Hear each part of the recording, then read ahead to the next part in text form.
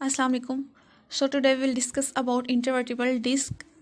Vertebra के बारे में हम डिस्कस कर चुके हैं, उसके स्ट्रक्चर्स के बारे में एंड उसकी करैक्टरिस्टिक्स के बारे में। सो इंटरवर्टिब्रल डिस्क बहुत ही इम्पोर्टेंट है। ये कुशन के तौर पे जो है वो एक्ट करता है बिटवीन टू वर्टिब्रास के। मेन जो इसकी डेफिनेशन है वो यही है कि ये कुशंस के तौर पे जो है वो एक्ट करता है बिटवीन टू वर्टिब्रास के। फॉर एग्जांपल, अगर जो है ये टू वर्टिब्रास हैं तो कुशन जो है इंटरवर्टिब्रल डिस्क कैसे जो है इनमें लाइक करेगी। ये है एक वर्टिब्रा, सो ये जो है लाइक इंटरवर्टिब्रल डिस्क है। सो ये दरमियान में हम इसको ऐसे प्लेसमेंट होती है इसकी, एंड देन इसके ऊपर जो है वो सेकंड वर्टिब्रा प्रेजेंट होता है। सो कुछ इस तरह जो है वो इंटरवर्टिब्रल डिस्क प्रेजेंट होती है हमारी बॉडी में। मुझसे जो है वो कुछ लंबी बन गई है, बट ऐसे ही कुछ जो है ना वो इंटरवर्टिब्रल डिस्क प्रेजेंट होती है। सो जो इंटरवर्टिब्रल डिस्क है, एक तो ये कुशंस के तौर पे एक्ट करती है एंड इसके अलावा ये शॉक अब्जॉर्बर भी है। ठीक है, अगर यकदम जो है बॉडी पे कोई इफेक्ट है, कोई इंजरी पड़ी है या फिर यकदम जो है बॉडी को एक धचका लगा है, शॉक आया है, तो ये क्या करती है, इंटरवर्टिब्रल डिस्क जो है वो वर्टिब्रास को डैमेज होने से बचाती है। ये शॉक ऑब्जर्वर के तौर पे भी एक्ट करती है। सो ये भी एक बहुत इंपॉर्टेंट फंक्शन है इंटरवर्टिब्रल डिस्क का। इसके अलावा जो इंटरवर्टिब्रल डिस्क का स्ट्रक्चर्स है कुछ इस तरह से कि इसमें टू न्यूक्लियस प्रेजेंट होते हैं। टू न्यूक्लियस, अब वो कौन कौन से हैं? एक तो है न्यूक्लियस पल्पोसिस, न्यूक्लियस पल्पोसिस,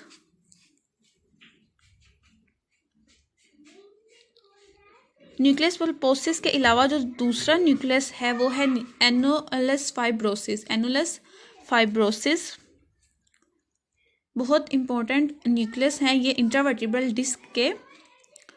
सो अब जो है इनकी अरेंजमेंट्स कैसे है वो कुछ इस तरह से है। अभी मैंने आपको बताया था ये कुछ जो है वो मैंने इंटरवर्टिब्रल डिस्क जो है वो बनाई है ऐसे, सिर्फ आपको जो है मॉडल दिखाने के लिए। अब जो बिल्कुल जो इसकी जो अंदर वाली साइड है, ये वाली जो साइड है ये है न्यूक्लियस पल्पोसिस। यहाँ पे बिल्कुल सेंटर में जो है न्यूक्लियस पल्पोसिस प्रेजेंट होता है। कोलाइडियल जेल की तरह ये जो है वो फ्लूइड होता है, जो कि इंटरवर्टिब्रल डिस्क के अंदर वाली साइड, जो बिल्कुल सेंटर वाली साइड है, यहाँ पे न्यूक्लियस पल्पोसिस प्रेजेंट होता है। एंड जो इसकी बाहर वाली साइड है, ये जिसने राउंड किया हुआ है, ये है एनुलोसिस फाइब्रोसिस। सो ये जो मेन डिफरेंस है ये आपको याद होना चाहिए, पता होना चाहिए। इंटरवर्टिब्रल डिस्क के टू न्यूक्लियस हैं। फर्स्ट जो है वो न्यूक्लियस पल्पोसिस है, जो कि बिल्कुल सेंटर में प्रेजेंट होता है एक फ्लूइड की शक्ल में। एंड उसके अलावा जो बाहर वाली साइड है इसकी इंटरवर्टिब्रल डिस्क की, वो न्यूक्लियस है एनुलोसिस फाइब्रोसिस। सो अगर हम बुक में देखें तो कुछ इस तरह जो है इंटरवर्टिब्रल डिस्क की जो है वो स्ट्रक्चर नज़र आता है। बिल्कुल सेंटर में जो है वो न्यूक्लियस पल्पोसिस है, एंड इसकी जो बाहर वाली साइड है, जो इंटीरियर जो इर्द गिर्द इसकी साइड, उसको हम बोलेंगे एनुलोसिस फाइब्रोसिस। सो ये स्ट्रक्चर है, इसके बारे में आपको पता होना चाहिए। कुछ इस तरह टू वर्टिब्रास के बिल्कुल सेंटर में जो है एक कुशन के तौर पे ये एक्ट करता है। आई होप सो आपको इसके स्ट्रक्चर की समझ आ गई होगी। इसके अलावा बहुत ही इंपॉर्टेंट पॉइंट है इंटरवर्टिब्रल डिस्क का, वो ये है जो कि आपकी बुक में उन्होंने मेंशन किया हुआ है। इंटरवर्टिब्रल डिस्क जो है इसको जो है ब्लड सप्लाई नहीं होता। मीन के हमारी जो बाकी जो बॉडी के पार्ट्स हैं उनको हम जब खाना खाते हैं तो ब्लड सप्लाई के ज़रिए जो है उनको न्यूट्रिएंट्स प्रोवाइड होती हैं। बट जो इंटरवर्टिब्रल डिस्क है इसमें ऐसा नहीं होता, इसमें ब्लड सप्लाई नहीं की जाती। सो अब क्वेश्चन ये है कि अगर ब्लड सप्लाई नहीं की जाती तो इसको जो है वो न्यूट्रिएंट्स कैसे मिलती हैं। अब इसमें ये होता है इंटरवर्टिब्रल डिस्क में कि जब जो बॉडी है वो मूव करती है तो उसमें जो है जो इसके न्यूट्रिएंट्स हैं बॉडी की, वो इंटरवर्टिब्रल डिस्क को मिल जाती हैं। अब ये जो इसके न्यूट्रिएंट्स हैं वो है वाटर, कोलाइगन,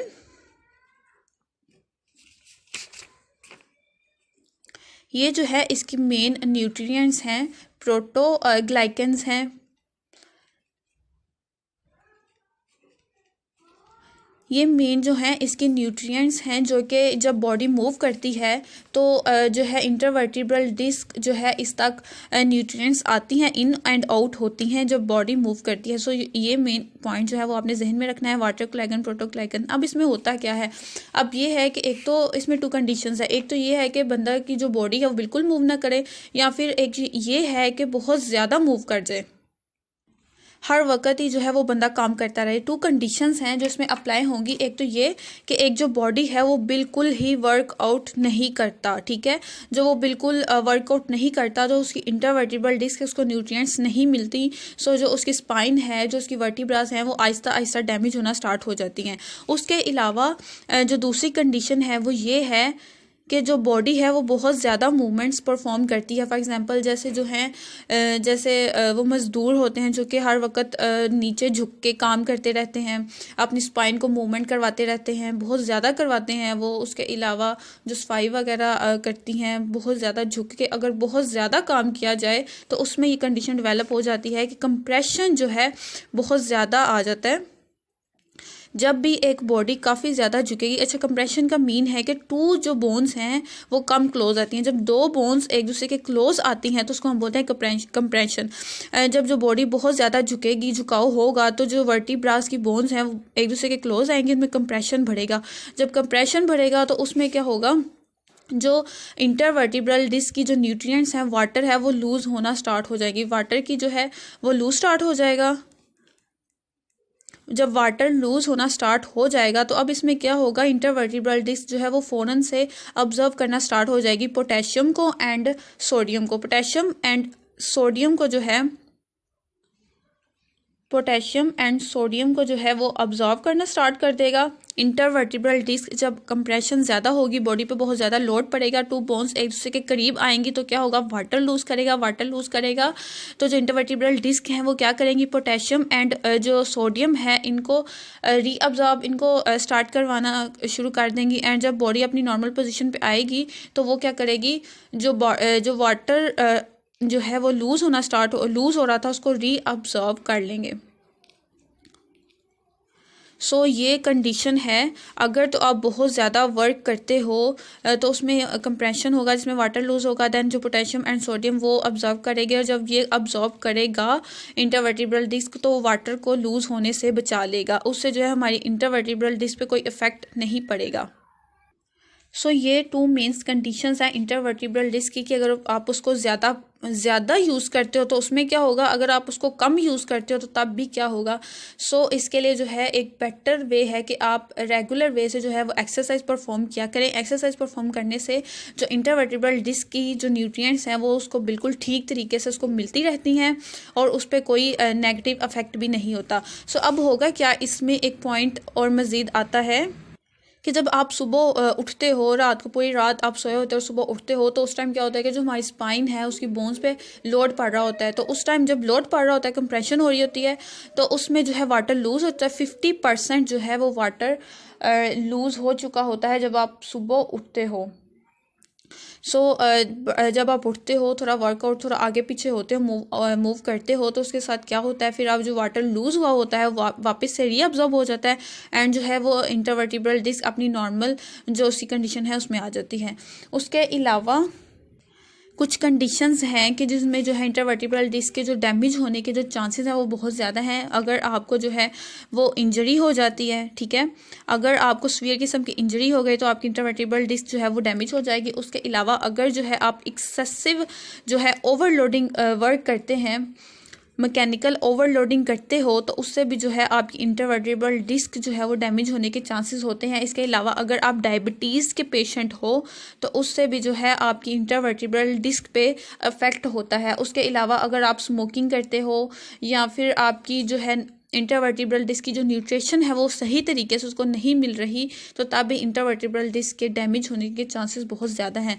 इससे सिर्फ बचने के लिए जो है सिर्फ एक ही सोल्यूशन है, वो है एक्सरसाइज। अगर आप जो है रेगुलरली एक्सरसाइज करते हो तो आप इंटरवर्टिब्रल डिस्क के जो इसके डिसीज़ हैं या फिर इसकी जो डैमेज है उससे बच सकते हो। सो बायोमैकेनिक्स बुक में जो है वो आपको यही तक इंटरवर्टिब्रल डिस्क का यही जो है वो बताया गया है कि इंटरवर्टिब्रल डिस्क की डेफिनेशन क्या है, इसके न्यूक्लियस कौन कौन से, इसका स्ट्रक्चर कैसा है, देन जो है इसको न्यूट्रिशन कैसे मिलती है, एंड देन जो है इसके अफेक्ट्स क्या क्या हैं कि अगर कंप्रेशन होती है तो क्या, अगर बॉडी बहुत ज़्यादा कंप्रेशन की जो है वो स्टेट में चली जाती है तो उसमें क्या होता है, एंड कौन कौन सी चीज़ें हैं जो कि इंटरवर्टिब्रल डिस्क पे अफेक्ट करती हैं। इन सब चीज़ों के अलावा यहाँ पे एक और भी है, एजिंग। अगर तो आपकी एज ज़्यादा हो रही है मतलब कि एज काफ़ी ज़्यादा है तो उसके भी जो है नेगेटिवली अफेक्ट पड़ते हैं इंट्रावर्टिब्रल डिस्क पे।